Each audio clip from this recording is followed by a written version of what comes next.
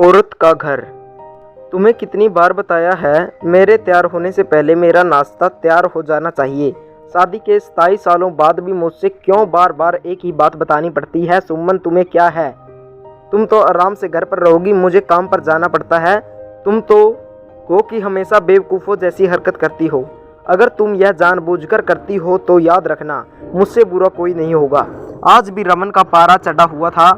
इन कुट्टू शब्दों में अपना गुस्सा उतारते हुए, गीला तौलिया कुर्सियों पर फेंकते हुए रमन गुस्से से सुमन की तरफ देखने लगा।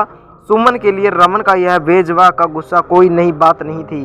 वह महीनों में 3-4 बार ऐसे ही सुमन पर बरस पड़ता था। पहले सुमन उसका विरोध किया करती थी, लेकिन जब कई सालों तक रमन में कोई बदलाव नहीं दिखा तो लता ने खुद को ही बदल दिया। अब रमन के कुछ भी कहने से लता को कोई फर्क नहीं पड़ता था। रमन की हर बात वो चुपचाप सिर नीचे झुकाए सुन लेती थी। शादी के पहले 7 साल तक सुमन ने पूरी कोशिश की थी कि रमन को बदला जाए, लेकिन फालतू का गुस्सा करना और बाद में सुमन को भला बुरा कहना, यह मानो जैसी उसकी आदत बन गई थी। कोई भी वाद विवाद होता तो रमन सीधा सुमन को बोल देता, अगर मैं तुम्हें अच्छा नहीं लगता तो क्यों नहीं चली जाती अपने मायके, क्यों रहती हो मेरे साथ? इतना सब कुछ कहने के बावजूद सुमन रमन के साथ रहती थी, क्योंकि उसे अपनी बेटी की फिक्र थी। और वह जाती भी तो कहाँ, अपने बूढ़े हो चुके बाप को इस उम्र में परेशान करना वह नहीं चाहती थी। समाज और लोग क्या कहेंगे, यह भी वो उसे देखना था। वह इतनी पढ़ी लिखी भी तो नहीं थी कि खुद जाकर कोई नौकरी कर सके और अपना और अपनी बेटी का पालन पोषण कर सके। सुमन को अब अपनी फिक्र नहीं थी, उसको फिक्र थी तो बस अपनी शादी लायक हो रही बेटी की। सुमन नहीं चाहती थी कि पति पत्नी के झगड़े की वजह से मीना डिस्टर्ब हो। मीना की पढ़ाई पूरी हो चुकी थी, उसके लिए अब शादी के रिश्ते आने लगे थे। कई रिश्तों को मीना ठुकरा चुकी थी। 2-3 महीने बाद एक अच्छा रिश्ता आया। रिश्तेदारों और पहचान के लोगों ने भी लड़के के बहुत गुणगान किए थे। रमन एक शाम अपनी बेटी के पास बैठकर उसे बताने लगा, मीना बहुत अच्छा लड़का है, पढ़ा लिखा है, बड़ा घर है, बहुत अच्छी नौकरी है। ऐसे रिश्ते बार बार नहीं आते बेटा, इस बार मना मत करना। मीना अपने पिता से ज़्यादा बात नहीं करती थी, शायद डरती थी या शायद नफरत करती थी, लेकिन आज वो अपनी पूरी हिम्मत जुटाकर बोली, मुझे अभी शादी नहीं करनी है पापा, मैं नौकरी करना चाहती हूँ, खुद अपने पैरों पर खड़ी होना चाहती हूँ।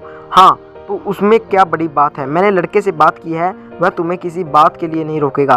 तुम शादी के बाद भी नौकरी कर सकती हो, वह तुम्हें नौकरी के लिए परमिशन दे देगा।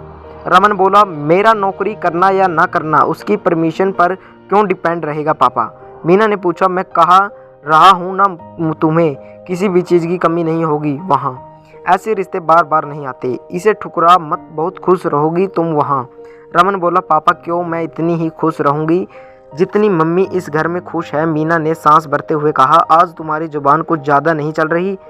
रमन गुस्से से आंखें बड़ी करते हुए बोला, पापा मुझे शादी ही नहीं करनी है, क्योंकि शादी के बाद अगर वह लड़का आपके जैसा निकला तो मैं क्या करूँगी? मुझे आपके जैसा जीवन साथी नहीं चाहिए जो बिना बात के मुझ पर हमेशा चिल्लाए। मुझे कुछ भी अपनी पसंद का लेना हो तो 7 बार सोचना पड़े, कहीं वह नाराज़ ना हो जाए। मेरी तबीयत कैसी भी हो उसे परवाह ना हो। रोटी थोड़ी सी मोटी बन जाए तो घर सर पर उठा ले, उसकी चेक बुक ना मिले तो मेरा भी सिर दोस्त निकाले, और हर छोटी बात पर मुझे मायके जाने के लिए कहे।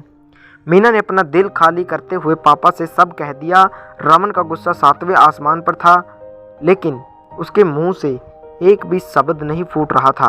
वो मीना की बातें सुन रहा था। मीना उतना ही बोलकर चुप नहीं हुई। आज पहली बार वह अपने पापा के सामने इतना कुछ बोल रही थी। पापा, अपने माँ के साथ हमेशा गलत व्यवहार किया है। आप अपने ऑफिस का गुस्सा बिना सोचे समझे माँ पर उतार देते हैं, कभी इस बात की परवाह भी नहीं करते कि उन्हें कैसा लगता होगा। आपकी बातें सुन सुन माँ ने अपना स्वाभिमान खो दिया। रमन आज पहली बार अपने किए बर्ताव को महसूस कर पा रहा था, तो वह इतना ही बोल पाया, जो तुम्हारा मन है वो करो, मैं तो इतना बुरा हूँ ना? मीना ने रमन का हाथ पकड़ा और बोली, पापा मुझे सिर्फ एक सवाल का जवाब दे दो, क्या आप चाहेंगे कि मेरा पति आपके जैसा हो? अगर आपका जवाब हाँ है तो कर दीजिए मेरा रिश्ता आज ही, और ना ही तो मुझे आत्मनिर्भर बनने दीजिए। रमन कुछ भी ना बोल पाया और वहाँ से चुपचाप बाहर चला गया। आज उसे मीना के सामने जाने में शर्म आ रही थी। चलते चलते उसकी आंखों से आंसू बह रहे थे। रमन ने आज से अपने पाप को बदलने का निश्चय किया। अगले दिन से सुमन ने अपने पति में काफ़ी बदलाव देखा। वह सोचने लगी कि जो हिम्मत मीना ने दिखाई है वह हिम्मत अगर मैं पहले ही दिखा देती तो शायद आज परिस्थितियाँ कुछ और होती। अब मीना पढ़ लिख कर अच्छी नौकरी करने लगी थी और 2 साल बाद उसके लिए एक अच्छा रिश्ता आया और उसकी विदाई पर रमन बोला, बेटा तू हमेशा खुश रहेगी क्योंकि तेरा पति तेरे बाप जैसा नहीं है। रमन की यह बात सुनकर सुमन और मीना की आंखों से आंसू बहने लगे। तो दोस्तों कैसी लगी आपको ये कहानी कमेंट करके ज़रूर बताएं। अगर आप हमारे चैनल पर नए हो तो चैनल को सब्सक्राइब करें।